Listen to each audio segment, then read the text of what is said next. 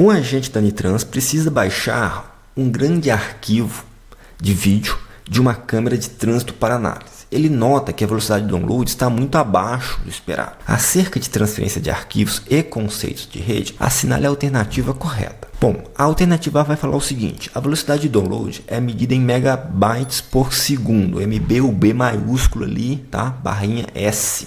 Megabytes por segundo. Ok, tudo certo até agora. Enquanto a velocidade contratada da internet é anunciada em megabits por segundo, o MB, o B em minúsculo.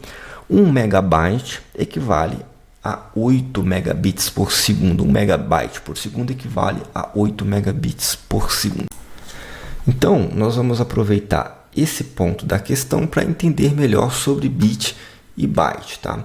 Nós falamos português, por exemplo, mas o computador não entende a nossa comunicação, não entende o nosso idioma. Porém, nós damos instruções ao computador e nós recebemos do computador informação, certo? Então, para a gente conseguir comunicar com o computador e entender o que ele fala, a gente tem que usar uma linguagem chamada linguagem de máquina, porque o computador só vai entender essa linguagem. Todas as outras linguagens, seja o que a gente fala, os nossos caracteres, os áudios, as imagens, os vídeos, a linguagem de programação, tudo isso será convertido numa linguagem chamada linguagem de máquina. E essa linguagem é binária, sendo o bit, representado pelo B menor, a menor unidade de informação que a computação pode armazenar, transmitir e usar, tá? E como diz ali, ó, binary digit, ou seja, dígito binário, ele só pode assumir um valor. Ou o bit assume o valor de 0, ou o bit assume o valor de 1. Geralmente utiliza-se, dependendo do contexto, o 0 a desligado, falso, ou não, e o 1 a ligado, verdadeiro e sim. Mas isso vai depender muito do contexto, da eletrônica, da programação, entre outros, tá? Agora, convenhamos, 0 e 1 são dois valores que não ajudariam muito, nós conseguiríamos transmitir apenas duas informações. Porém, se nós agruparmos esses zeros e uns, nós teríamos diversas informações. Eu poderia ter uma sequência de 8 zeros, ou 7 zeros e 1 lá no final, ou 6 zeros e 2 uns no final, né?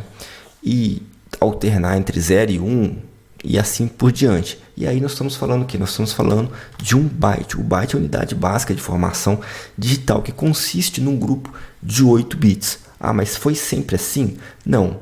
Em alguns contextos a gente tem um byte sendo formado por 6 bits ou por 9 bits. Mas atualmente a gente pode assumir o byte como um agrupamento de 8 bits, como a gente vê na informação. Veja que a gente agora tem uma possibilidade enorme alternando entre 1 e 0 nas caixinhas. Cada bit é uma caixinha. Todas as 8 caixinhas formam um byte. E assim a gente consegue comunicar com o computador, armazenar dados, transmitir informações. Então, tudo que nós temos na informática, na computação, áudios, imagens, vídeos, informação transmitidas, está em bit que formam bytes. E convenhamos que as informações hoje em dia e a transmissão de dados, elas são bem grandes. Então, a gente vai ter o quê? Quilo, mega, giga, tanto para bit quanto para byte. Beleza? Então, você percebe muito bem que um byte é formado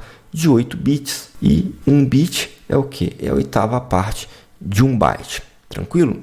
Com isso, nós vamos ter o quê? 10 megabits por segundo equivale a 1,25 megabytes por segundo.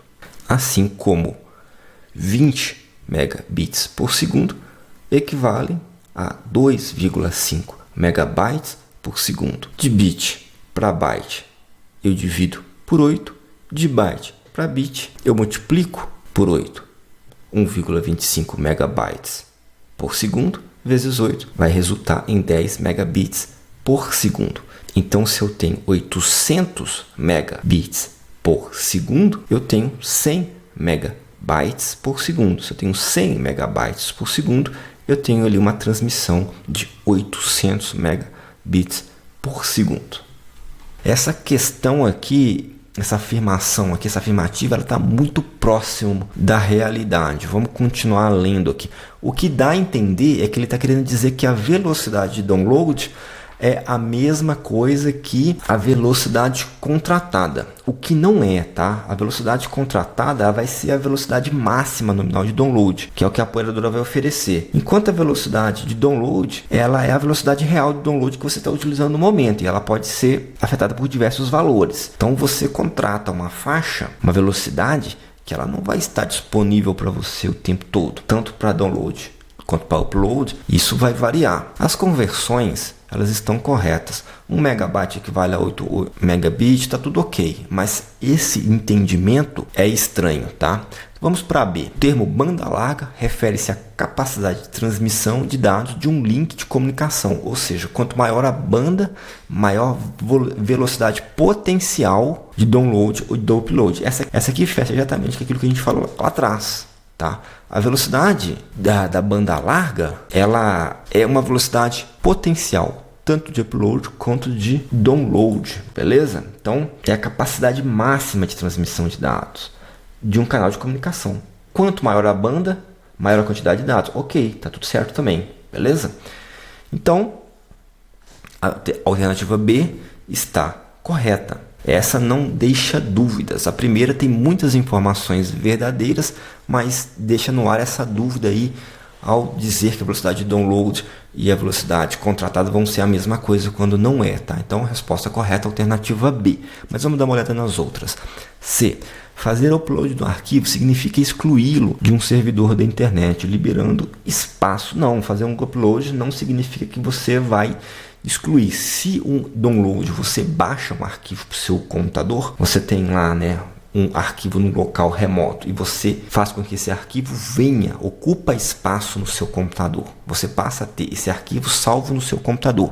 O upload vai ser o contrário. O upload, você vai pegar um arquivo que você tem no seu computador e vai enviar para um local, um servidor remoto. Então você vai ocupar um espaço lá, beleza? Então fazer o upload não significa excluí-lo de um servidor da internet. Na verdade, significa até incluí-lo. Isso não vai liberar espaço, isso vai ocupar espaço. Então a alternativa C também não deixa dúvidas, é falsa. A alternativa D fala o seguinte: a velocidade de transferência depende exclusivamente da capacidade do computador do usuário, sendo independente da congestão da rede ou da distância do servidor. Quem dera, né? Se dependesse só do computador, seria muito mais fácil de resolver. A velocidade, ela não depende apenas da capacidade do seu computador. Ela vai depender de diversas variáveis, inclusive da capacidade do seu computador. Mas entra aí o que? Latência, interferências, limites impostos pelo provedor de internet, a distância até o servidor, congestionamento da rede, tá? E essas coisas todas são influenciadas por o clima, dependendo da forma de transmissão.